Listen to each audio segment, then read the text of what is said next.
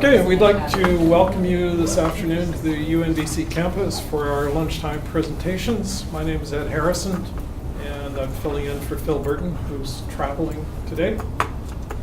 We have Joelle McKiernan, who has worked for us since the year 2000 in the School of Social Work, and she's been teaching communication and crisis intervention. And so her talk today, Generational Grief and Loss in First Nation Communities, is an important one that we're dealing with as we look through the reconciliation report. And so we welcome Joelle today. Thank you. Wow, you're clapping already. That's a good sign. So I was just trying to remember, I was going to say that I haven't done this before, but that's actually not true because I did it when the university was back over by BC Access building behind the liquor store, we always used to say. So, which was, I hear, 10 years ago, so it was quite some time ago. Anyways, I'm talking about the same topic I talked about then. I think I've grown a lot and understood a lot more, so I'm hoping that that I can just tell you my experience, and then at the end we can talk about what the impacts of what I've talked about and your views and what your opinions are. So I wanted to say, first of all, give thanks to and acknowledge that this is Tsimshian traditional land. We're doing an Aboriginal subject, and I think we need to respect where we are and the context with which we are. So I'll say that first. Now, I've been in private practice now for about the whole time that I've been in Terrace, for about 16 years. I came here in May of '99 with my master's and did a lot of work in hospice palliative care, which is grief, loss, bereavement, those kinds of issues. And I noticed here when I came here that there was no services or support around those issues. There was hospice that I worked for, but that dealt primarily with death and dying and bereavement. And we didn't really talk about loss, right? The general topic of loss of a job. I mean, there's a number of grieving processes that we go through that really don't have anything to do with death per se, right? We do think of grief when we think about death, but other things we don't tend to connect the two.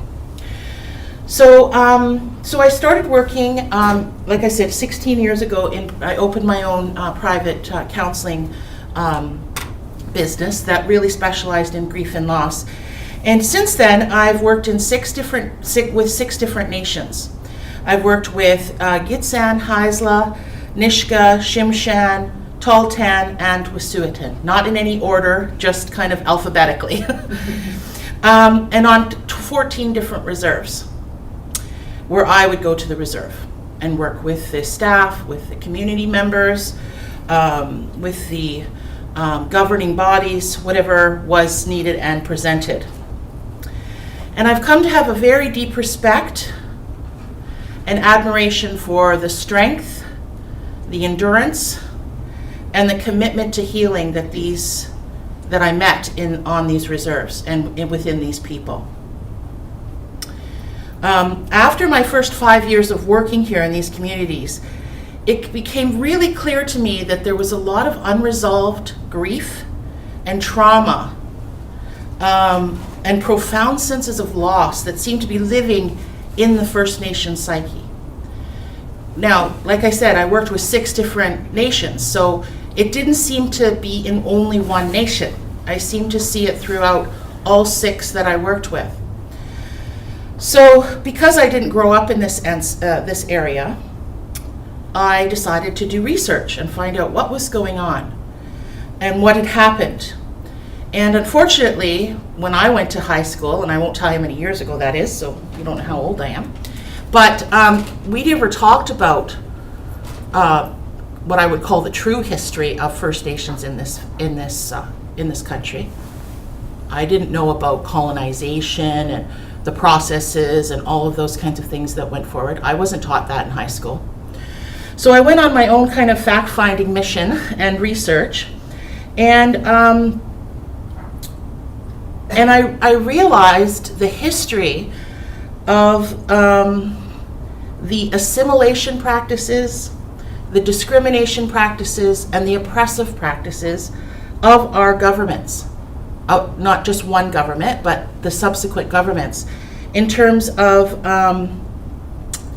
dealing with and I quote this because this is what was said directly in the books and the history, deal with the Indian problem.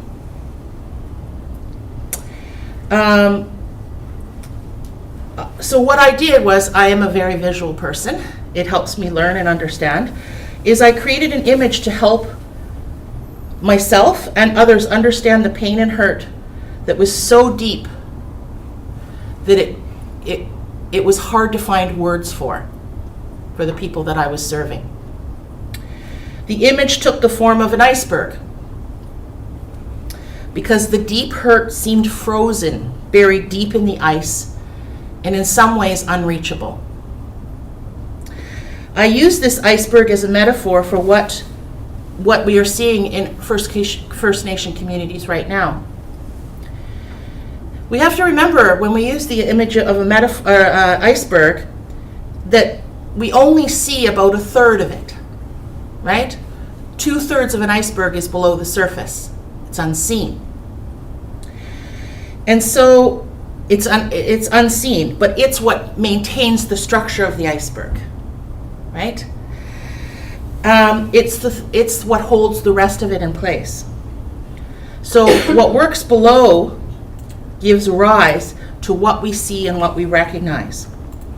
And I find images are really important ways to give voice and language to those events in our lives with whom we cannot seem to find the words or touch in a very deep way. So what's happening now? Oh, I have it. I thought you had it, sorry. Oh, so those are the places those are the 6 nations that I've worked with, sorry. As my students will attest, I'm not very technologically savvy. I try. So what is happening now? What are we seeing now? We are seeing the stats from Government Canada show that mental health crisis is occurring on First Nation reserves across Canada. Depression and suicide rates are twice as high on average than the national average. Domestic violence is 5 times higher than the average. Spousal homicide is 8 to 18 times higher, and sexual abuse is triple the Canadian average. So when we look at the iceberg, we see that we see those issues above the surface I refer to as symptoms. Now, I don't want to, I know symptoms is a medical term, and I'm not trying to diagnose or suggest that medical intervention is needed, but symptoms in this context are not meant to diminish these problems, but to highlight the underlying processes that experiences and give rise to these symptoms. The First Nation people are suffering from addiction, abuse, violence, pain, hurt, and we must not lose sight of that. Does this have a... Back to the slides? No, pointer. Yep. Oh, in the middle. So we can see these are the symptoms are over here. So these are the things that I witnessed in quite profound ways on reserves. Now, it's not just in reserves, but I'm speaking about my experience, right? And they seem to be above the average than the general population. Now, in my work with First Nations, I've seen many workshops and courses and trainings that attempt to tackle these very problems and government interventions, but without addressing the underlying causes that are beneath the surface, right? That's what we need to address this if we want to deal with this. This is what we see, but this is where it comes from. This is my research and what I've kind of read and understood. So let's start with colonization. So according to Canada Encyclopedia, it was about 1,500 years ago when the Northwest Coast people here in BC started to diverge and diverge into distinct culture, language, and village sites. So the iceberg here, this model shows that the initial force of the trauma was colonization. First Nations people suffered considerable losses throughout the colonizing process. One of the first, I need my pointer back. Thank you. One of the first contact came in the late 18th century in this area, according again to the Canadian Encyclopedia. And with it, of course, came dis-ease. Smallpox epidemic killed more than half of the population. In 1862 alone, it killed over 20,000 people. So thousands of First Nation people died from small germs that they didn't understand and had never encountered. Think about that. If that had happened to you with your family, that all of a sudden you were sick and you had no idea why. And what happens to us when we're in times of great loss, overwhelming loss, our culture and our ceremonies associated with death, dying, grief, loss are often abandoned because it's so overwhelming. I saw it when I went to Africa and worked there for 4 months in hospice. The AIDS was more than an epidemic, right? And what they would do is the priests and ministers would go to the gravesite and people would bury one after another, after another, after another, because of the AIDS epidemic. So the traditional structures of grief and loss, the funerals, the ceremonies, the rituals, they were not able to do them back then. And so where does grief go when it's not expressed? It doesn't disappear. That would be nice if we ignored it and pushed it away. But that's not how grief works. It gets buried inside us. That's what happens. They did not get the chance to grieve in traditional ways, as whole families were wiped out. And so much pain and confusion over these losses were buried deep beneath the surface. So, we can talk about this later, but I did the next slide calling it legislated racism because I'm not sure how else to term it. In the early legislation, you find rules and policies that deem First Nations as less than human. They were not given full human status. How can that be anything but racist, dehumanizing?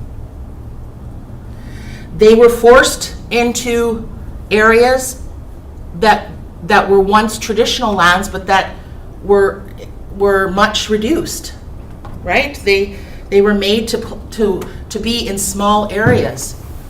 They were forced into that. Think about it. If you have a number of family members living all around you and then all of a sudden you're forced to live in the same home. Well, I don't know about you, but that would be dangerous, right? I mean, that's what happened. You had the expanse of the countryside and all of a sudden you're all living in an apartment together, for example. Crowding, conflict. Think about what would start to happen. Your children would be taken away. Their children were taken away, again, through legislation. It's called residential schools. Or even the 60 scoops, later on. They were taken away because they were deemed to be unfit parents, uncivilized. So the children were taken away. Another great loss. I mean, think about it. Your children are taken away from you because you're seen as not unfit, because you're practicing your normal traditions and rituals. They were not allowed to practice their culture. It was illegal in the first Indian Acts to practice any of their rituals and traditions. the potlatches, all of those things were deemed illegal. And they were given a number, they call it a status number, so that the government could keep track of them and identify who they are. Now, do those things, I mean, I'm picking out certain things here, but do those remind you of anything else in history?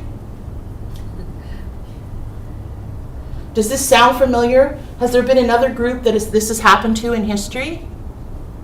Certainly during the Second World War. Yeah, in the Second World War. All of these things were done to the Jewish groups. Now, I'm not saying that, I'm not trying to make an equivalency here, although there are striking similarities. Striking similarities. What else do I want to say about that?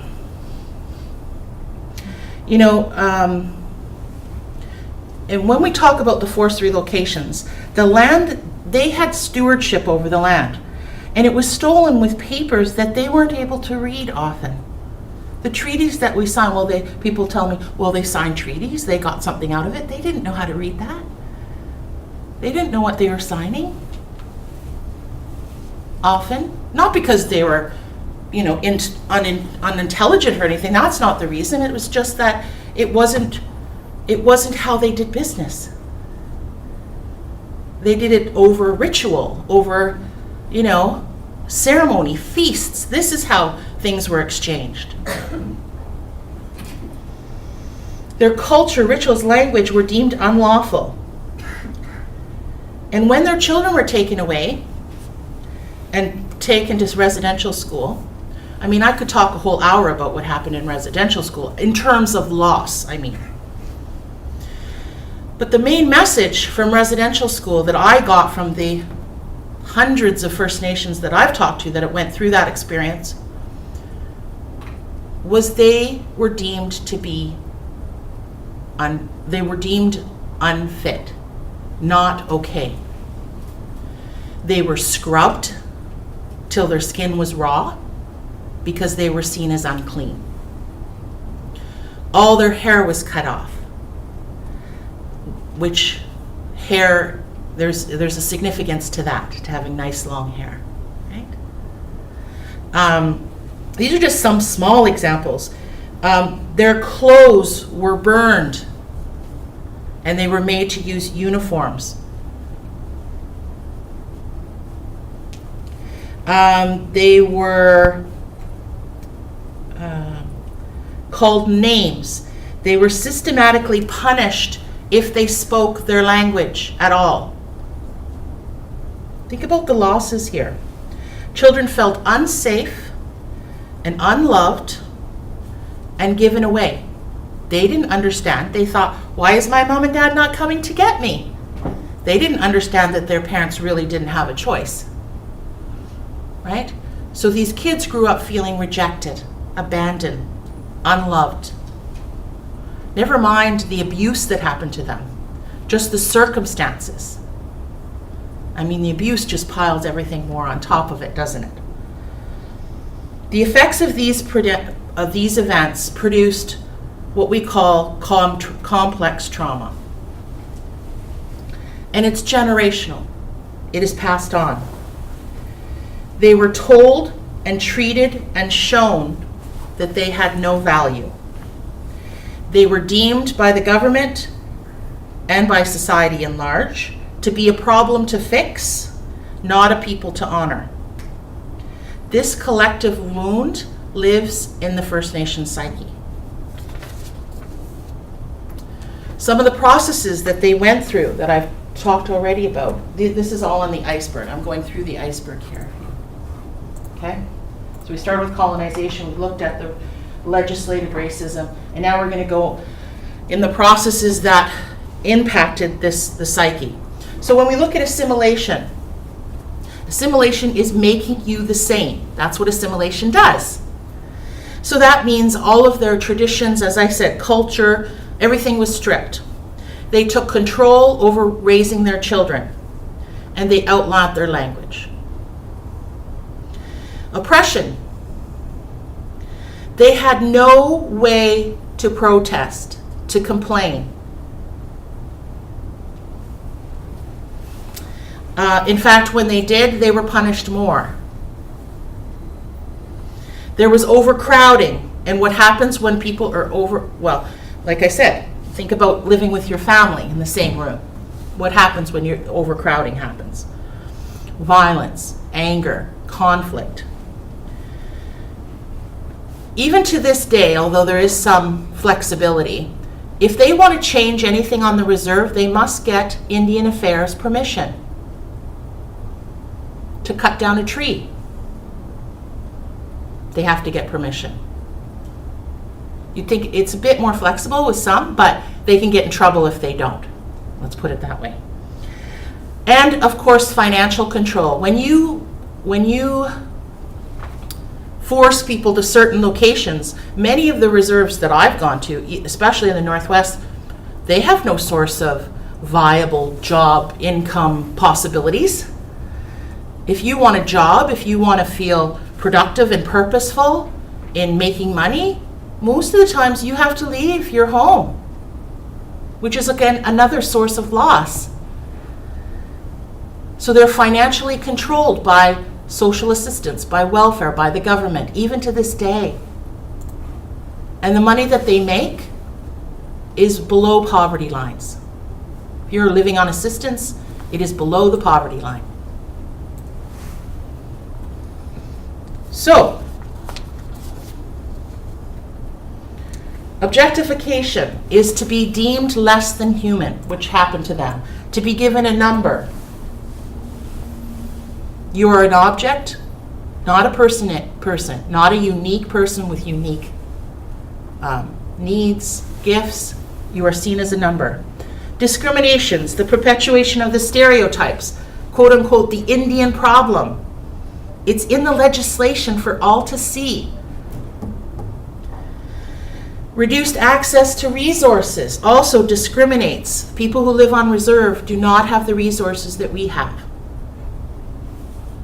They are treated differently by the media, by all avenues by employers at times, and there is a great deal of use of labeling. Look in the paper next time, and look at the media and a story and see if they deem the person First Nation.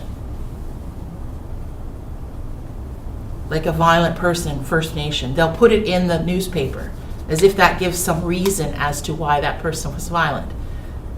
That's discrimination. They do it with mental health too. If someone has mental health issues, they'll definitely put it in the paper. It's a way of categorizing, a way of perpetuating stereotypes. But that's a whole other talk too. And then, of course, there's the attachment trauma. And this is the one that I see the most pronounced.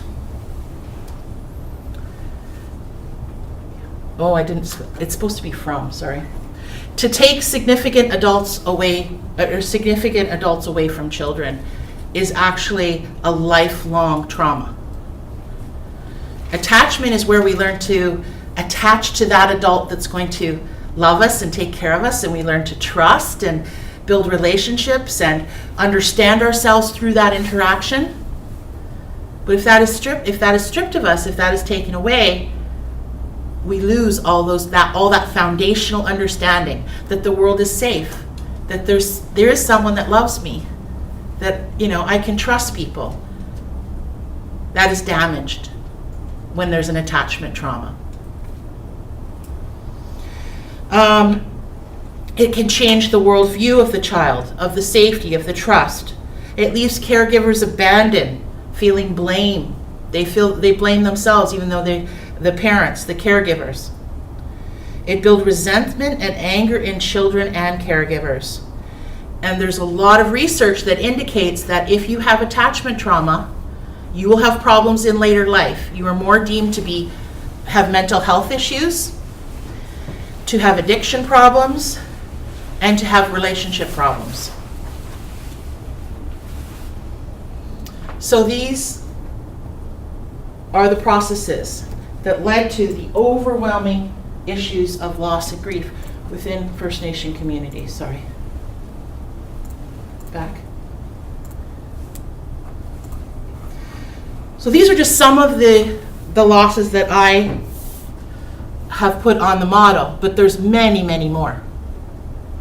But these are really foundational ones. These are what we don't tend to think of loss in terms of loss of power, right? We think of loss in terms of loss of a job or loss of those kinds of things. But if we lose our power, that's more of a deeper sense of inability to control our lives, to not be able to manage or deal with what's coming at us.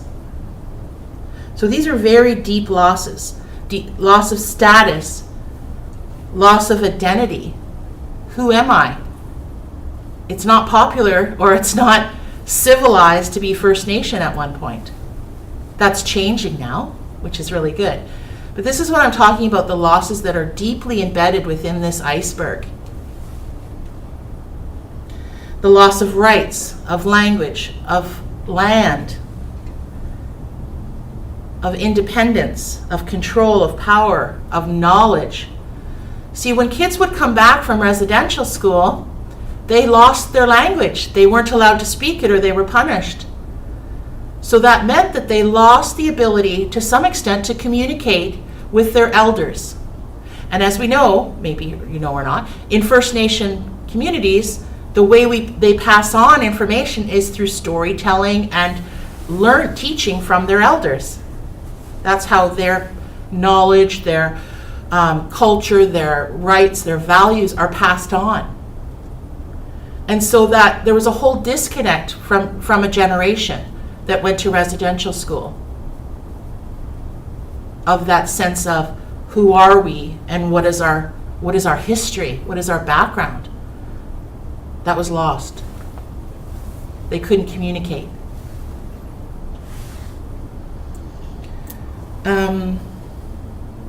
Through these processes that we talked about, Indians, quote unquote Indians, were told it was not okay to be who you were.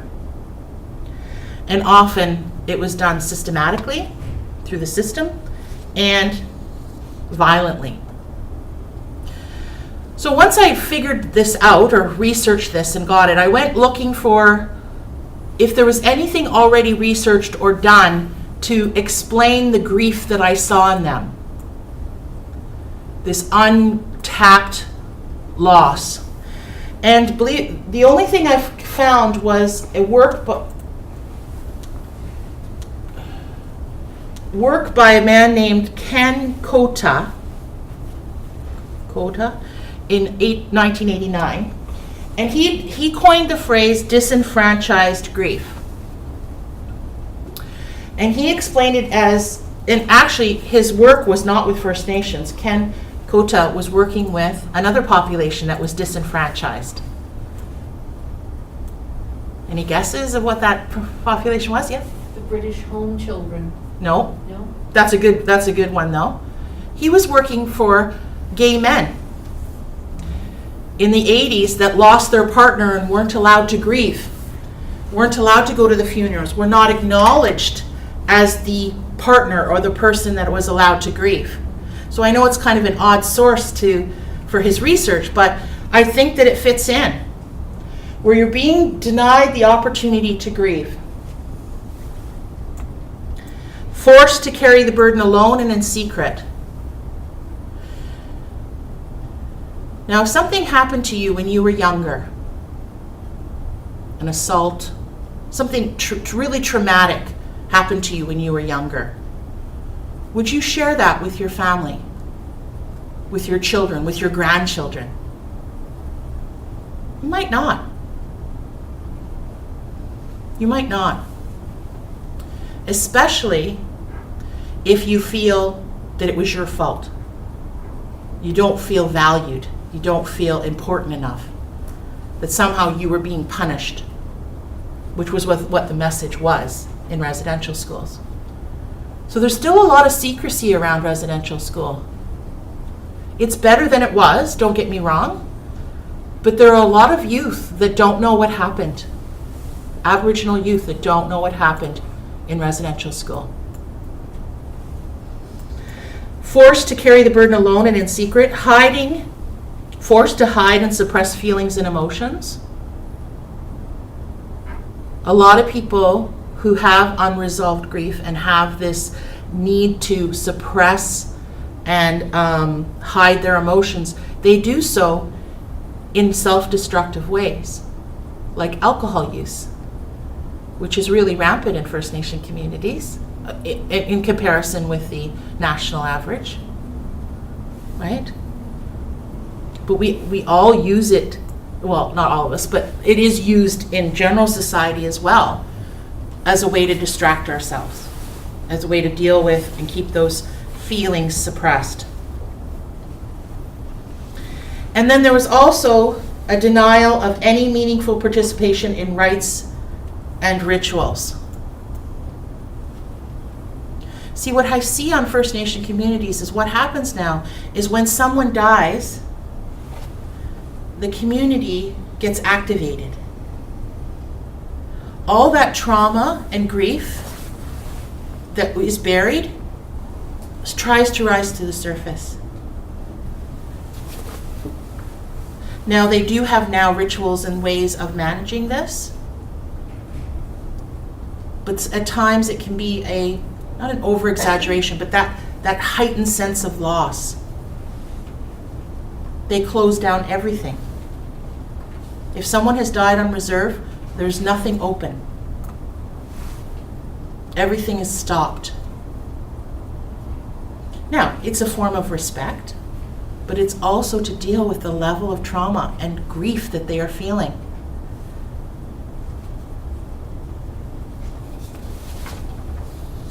The other term that I see in the literature is complicated grief, where we have one compound and complicated, where we have one loss right after another. And when we have losses and things that happen to us now, all that unresolved grief comes to the surface. It's not meant to be stored in the body.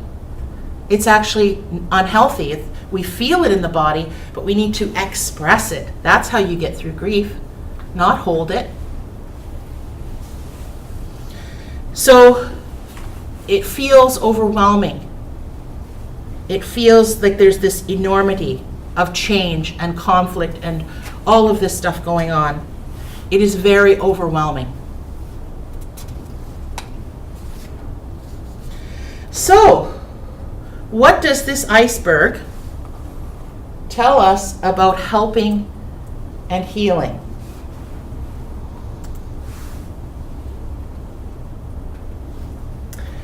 We started off with the kind of, sorry, can you see? Okay. Grounding of where it started, the processes that led to all this grief, right? This is where we're at. This is I call it the horizon line. I did try and look up to see what that line is where land and water meet, and I found it said horizon line, so that's what I call it. For any sailors or anything, if I'm wrong, I apologize. But this horizon line is actually what I think is the point of power right now. Because if you can change the horizon line, the whole thing tips and healing starts to happen. So what is at the horizon line is a message. If I work with people and we go, deal with the grief and we go deep down and we get to the kind of core issue, it is about not feeling loved, valued, and accepted in varying degrees. So the collective message has been, you are not of value. And think about your mom and her telling you something over and over again. What happens when you hear it over and over and over again? You start to believe it. You start to think it is true, even if it isn't. You start to take it in, and it affects your way you view the world, your beliefs, your values. Can I turn it? Can we go back, please?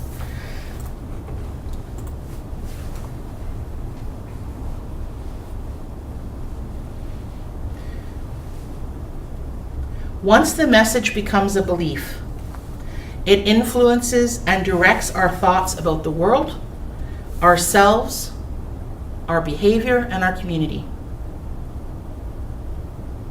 So I think the key to healing, is value. Is kind of flipping the iceberg on its side. Is empowering. Is giving back value. Now, how can we do that? How can we support that?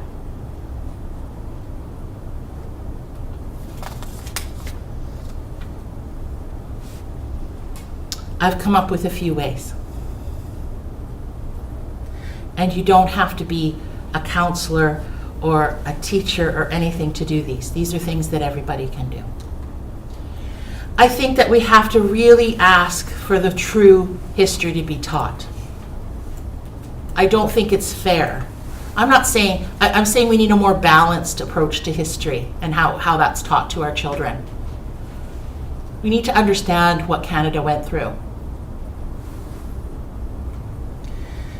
We can educate our friends and family. You are what? 2, 4, 6, 8, 10, 12, 14, 16 ambassadors of what you've learned today. Right? You can go out there and say, I learned this today. What do you think? And start that dialogue. When you're offered, or when you're with a First Nation person and they offer you to come to a feast or something, go. Embrace the diversity, the difference. When someone is speaking and stereotyping and putting First Nations people down, it is an opportunity for you to stand up and say that's not okay. I say this with a heavy heart because of our US election, which to me is incredibly concerning. I don't think the votes last night showed that we support diversity. I was hoping that the earth and the people on it were a little bit more evolved or supportive of diversity, of seeing that as a strength, as valuable, like our planet, and how valuable our planet is.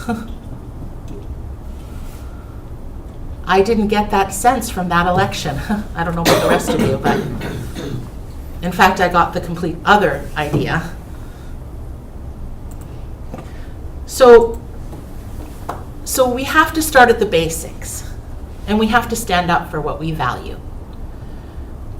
I think if we can start with ourselves, that was my come away, although I'm still reeling from the election. My come away is that there is a small, environment and space with which I have some influence. What do I value and what do I want to share with other people in terms of that value, in terms of that space?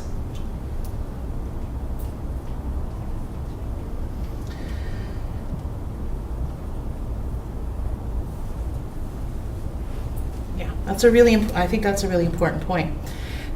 The simply saying hello, smiling, acknowledging people.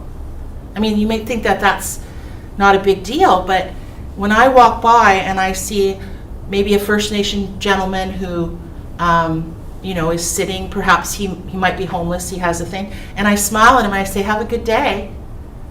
That doesn't cost me anything, does it? Does it cost me anything? Absolutely not. Respect First Nations choices. They have the right.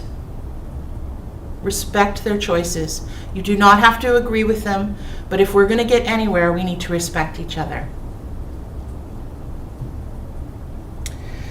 Take time to know and celebrate diversity in your own environment.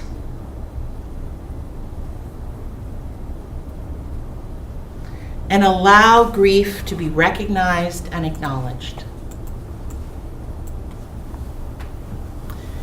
Now, I'm going to just talk about the last one and then we can open it up for questions. The last one, allow grief to be, back. Is that what is grief? My definition of grief. Because I've been having this relationship with grief since I was 15 and lost my Nana, who was like a mom to me. Since then, I have been dancing with grief and what that looks like in many different ways. And what I think it means is it's a set of complex emotional reactions to a perceived loss. It is not up to us to tell people what they've lost. They can figure it out themselves. What we need to offer is the permission and the space to explore that without judgment. That's a tall order, I realize. I realize that's a tall order. Grief that I've known is a process of relearning how to be without that which we lost. So it's an active process. How am I going to be now that I don't have this job? How am I going to be that I was treated this way? It's an active process that we are allowed to move through, hopefully. And my favorite is a journey into change and renewal. That if we are allowed to let people own their iceberg, whatever that looks like underneath the surface, and allow them to explore that, we can only become better, stronger.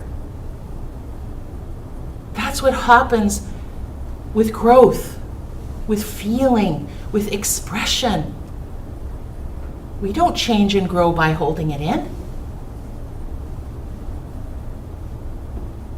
We do it when we allow ourselves to be ourselves.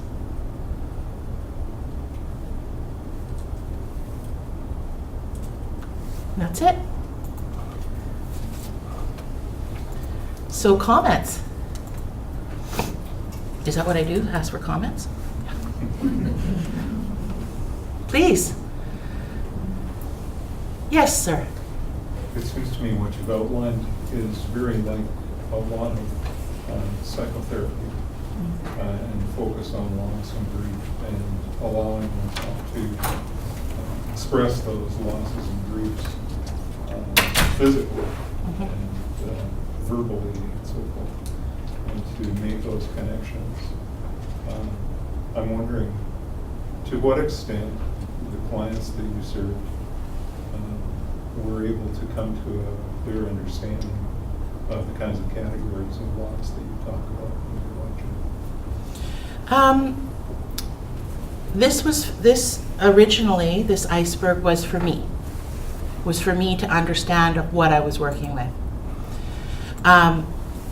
And I did share it with frontline staff in some of the reserves to get the feedback to see if I was on track with my own work and support of First Nation communities and understanding. And it has evolved into a tool that I use with some First Nation. But I'm really leery to say to prescribe what I think First Nation people have to do. I do not want to be another white person telling them what they have to do, what they've lost, what they're grieving, whatever. So I'm very hesitant to direct it too much. I do try to build an understanding with them, in partnership with them, around their own sense of that deep loss. What does that look like for them? For some of them, for some people that I work with, it's not so much residential school, it's that they were left behind. Believe it or not. that other people were sent to residential school and they weren't. And they felt different and there was something wrong with them and all these kinds of things. So if I impose this with anybody, I think I'm losing the person, right? This helped me more than anything.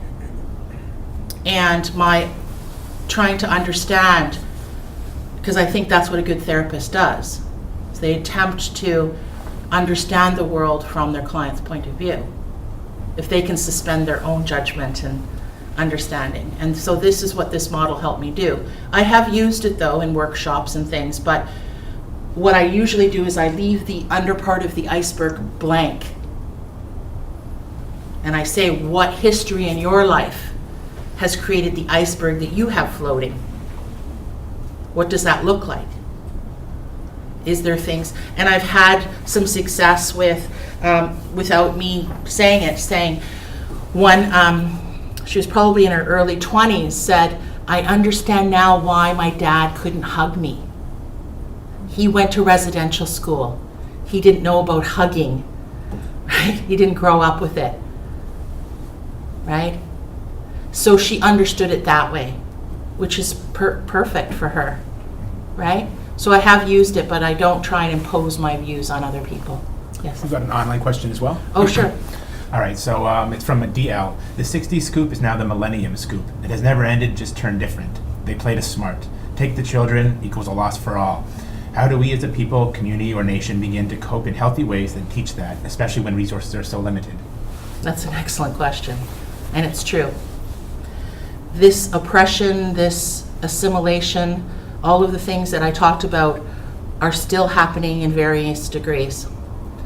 And as a nation, my sense of it, I'm not an expert by means, and I don't want to tell you again what to do, but I have seen a lot of success in First Nation communities that go back to traditional ways, go back to healing methods and rituals, ceremony, connection, how collectively, that collective living worldview that First Nation people have. It's different than our own.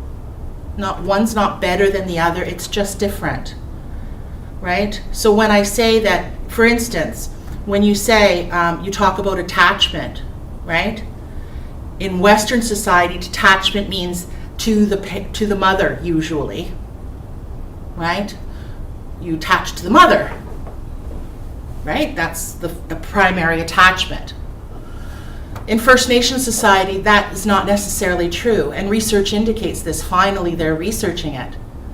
First Nations community, everybody, there's a collective experience. It's grandma, it's auntie, it's everybody taking care of the child. The child has a special relationship with each one of them, not just a primary person. And a lot of that is not understood. And there's a lot of harm and pain still going on by government agencies because they don't understand that. And I hear what the caller or the online person is saying. The only thing that you can do is get stronger as a nation, and the way to do that is through finding your traditional pathways. First Nations people were here a lot longer and earlier than we were. They had structures, societies that grew and thrived years before colonization. The answers are in your traditions and your history, I think. Like I said, I don't know the exact answer. Yes? I have a question because I think maybe a number of us here have been in the position that we are not First Nations, but feel maybe open to all of the things you've talked about. But in our working life, you've gone forward perhaps meeting with First Nation community members and that, but we really maybe haven't been given the skills to know what to do because they come forward. You think you're going into this relationship building, but you get a lot of anger and the grief is coming out. But you don't, like, you think you're stepping forward, but you seem to just sort of meet in the center and can't necessarily resolve that. Right. And I think that I would have appreciated some work around, having someone with me that could facilitate that meshing of cultures when you're trying to come to specific outcomes. Like, Yeah. how do we work? My position was in healthcare. So how do we make our healthcare system work for you? But Mhm. you were there needed to be a lot of upfront work done before you got to Yeah. a working relationship. Well, yeah, I mean, my experience with First Nation cultures, I really got a sense of what it was like for them when I was in relationship with them. I wasn't the outsider kind of coming in. It was that I was embracing what they were showing me, and I was learning about what it was like to be living on reserve, or what that looked like. And my most successful work was not here, but to go to the elders' luncheons in Yeah. the community, because then you became more a part of the community, and they would talk to you at the luncheon individually Yeah. and try and solve huge problems in a boardroom. Right. And as professionals, I think our key strategy or strength is in the listening. It's not the fixing, it's not the taking over, it's not in the we know better, it's in the listening. Listening. Bringing that forward, that relationship. Asking them directly, how can I understand this better? Because I found the thing that works the best is empowering them to help themselves, of course, not to take on that role. That's not my role, is to fix or change, right? But as professionals, we have to step back, and it's not easy sometimes.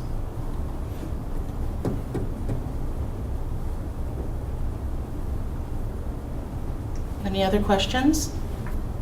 Well, Yes. I have one further comment. I was intrigued by your reference to the election yesterday. Mhm. The rather grim scenario of diminishing of our cultural, what's the word for it, tolerance for difference and celebration of difference, what it should be.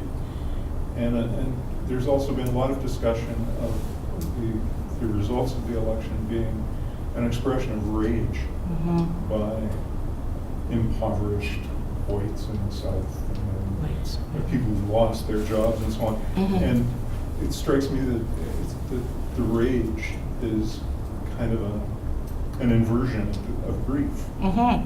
Absolutely. And you have to start thinking, well, what is it that these people might be grieving rather than rebelling against and having it turned on other members of society? Right. Absolutely. Excellent point. Are you done? Yeah. Okay. So I want to just quickly, I would say a really intelligent psychotherapist once told me that rage is anger frozen, because rage rarely moves. Like it's hard to resolve rage, right? So if let's say it's anger, deep, I would go rage too, but let's say it's deep anger. Anger is, to what I would suggest, is a protection emotion. If I get angry, I either push you away or I get you to fight with me, right? Oftentimes, not always, but oftentimes anger hides the really deep stuff, the grief, the abandonment of your country, feeling like your country has abandoned you, right? The deep disappointment, the regret, those feelings that are hard to, they're not tangible, they're really hard to express and to feel and to talk about with people. Those are what's underneath all that anger. Often, when we explore in a safe place like the therapy room, right? Yes, Could I just add fear to that? yes, absolutely. That, yeah. Absolutely. Fear is the, yeah, Underneath all that, it is. the things are changing, Exactly. and I don't know how to open up to that, or I don't know how to change, or, Hmm. yeah. And what's it going to look like? The big unknown, right? Yeah, where am I gonna fit in? Exactly. Yeah. What does this mean for me? Hmm. Yeah. That's it. So on behalf of the group, Joelle, I'd like to thank you for the Oh. most interesting talk this afternoon. Thank you. Thank you. I enjoyed it as well. I enjoyed it as well, and I hope that you got something out of it, so thank you. Okay, the next lunch hour will be 2 weeks from now, and it'll be Maureen Atkinson and myself looking at Expo in the Northwest. What? Expo in the Northwest, Expo 67. 67. Oh. It's in this.